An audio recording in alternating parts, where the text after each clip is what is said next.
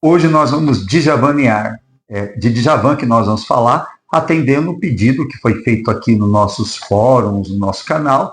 Mas antes, segue com a gente aqui no nossa vinhetinha.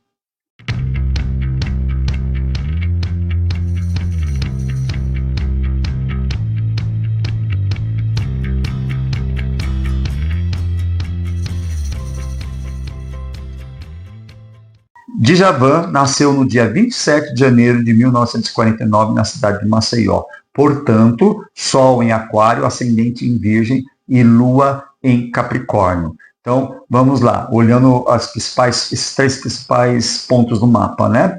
Sol em Aquário é uma pessoa que está a fim de novidade, de rupturas, buscando quebrar com a tradição, né? E Ascendente em Virgem segura a onda, né? Então você vai ter uma pessoa que ao mesmo tempo se sente, né? O seu ego tem essa necessidade de fazer essas rupturas, ao mesmo tempo o Ascendente em Virgem faz com que ele seja uma pessoa discreta, uma pessoa controlada, uma pessoa que tenta manter uma imagem sempre coerente, acertadinha, né? Porque Virgem tem essa coisa do acertar as coisas, então ele dá aquela imagem, né? O ascendente em Virgem, como ele repercute no corpo, isso faz com que a pessoa tenha um aspecto miúdo, não obrigatoriamente no tamanho, né? Se seja realmente uma pessoa baixa, mas faz com que ele seja uma pessoa de uma forma, de uma constituição, de uma configuração física assim mais modesta, né?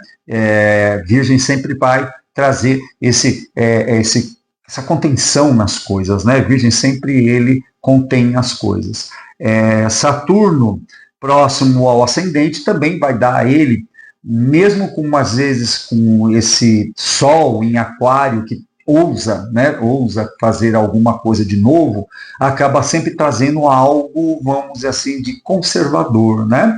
Então, esse Saturno sempre vai dar uma certa seriedade. Quando eu falo conservador, seria conservador na sua imagem, justamente porque esse Saturno está ali na casa 12, no final da casa 12, chegando ali no ascendente, ele acaba refletindo isso e também faz com que tenha uma contenção sobre os seus sonhos. Como ele tem uma composição planetária muito voltada à racionalidade, isso faz com que se reforce, né, essa ideia de que Djavan, de fato, ele é um compositor, ele é um artista que é muito mais apegado à razão do que à emoção, né? Então ele se projeta muito mais nessa forma.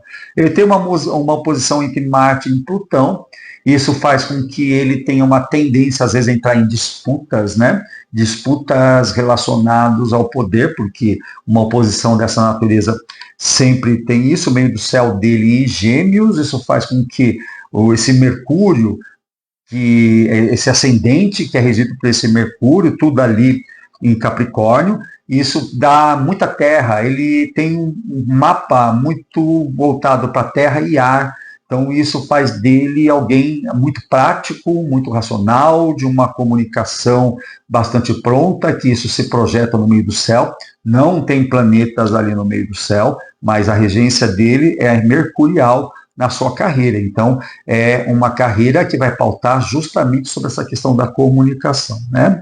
Ele tem uma carência de água, e veja só que interessante, a música de Djavan, ele fala muito de água, isso é bastante peculiar para um planeta que falta água. O que está acontecendo nesse sentido, né? Então, ele é um mapa astral muito seco, isso faz com que ele tenha uma dificuldade de lidar com a emoção.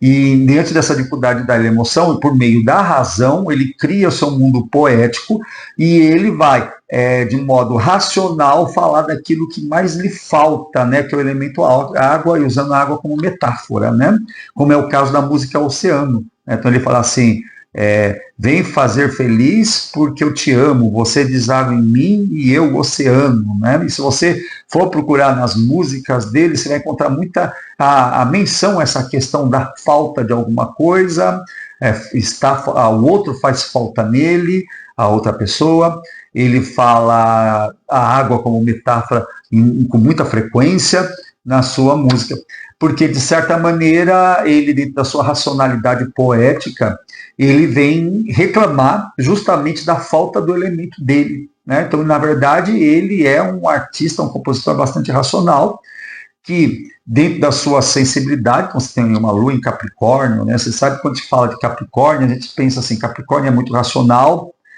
e ele não tem emoção, mas se você for observar o símbolo do Capricórnio, ele não é simplesmente uma cabra, é uma cabra, metade peixe. Então ele tem a parte de baixo dele peixe. Então o Capricórnio é o signo do impossível, né? Porque ele é a cabra com metade de baixo do corpo peixe que está no alto da montanha. Você imagina como uma cabra sereia, entre aspas, está no alto da montanha. Então Capricórnio é o signo do impossível.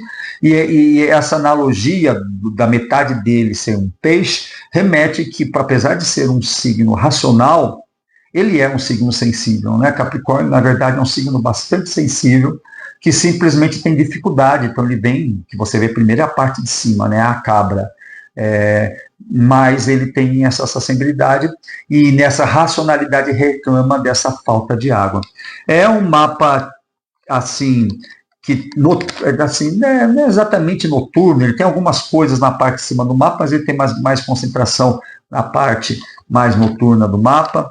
Isso faz com que ele também seja um artista, assim como eu já falei aqui no mapa do Milton Nascimento, que apesar de ter conseguido uma projeção pública, ele tem uma natureza bastante intimista, né? Então, esse seria o mapa do nosso querido Djavan. Eu espero que você tenha gostado, gostou. Deixe um like, inscreva-se no nosso canal e até a próxima. Fui!